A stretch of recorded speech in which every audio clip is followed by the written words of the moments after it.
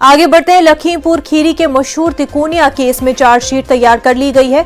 तफ्तीशी team आज chargesheet दाखिल कर सकती है। तिकोनिया के वाकये को आज 3 माह मुकम्मल हो रहे हैं। लीगल टीम की मंजूरी के बाद तहकीकाती टीम ने चार्जशीट दाखिल करने के हवाले से तमाम होमवर्क मुकम्मल कर लिया है। यह वाकया 7 अक्टूबर को लखीमपुर खीरी के तिकोनिया में पेश आया था। मजीद तफसीलात के साथ हमारे नुमाइंदे मनोज हमारे साथ जुड़ चुके हैं। मनोज, ये बताएं कि 3 माह मुकम्मल होने के बाद आज चार्जशीट दाखिल होने जा रहा है।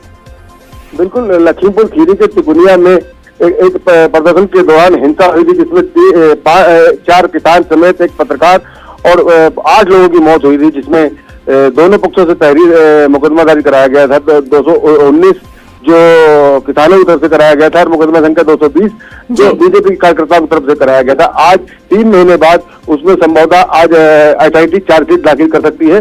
इस मामले में 13 लोग जो मुकदमा संख्या 219 में गिरफ्तार हुए और 9 लोग मुकदमा संख्या 220 में गिरफ्तार हुए। लगभग सूत्रों जो हवाले से खबर मिल रही है, लगभग 1700 पन्ने की चार्जशीट दाखिल करेगी आज SIT।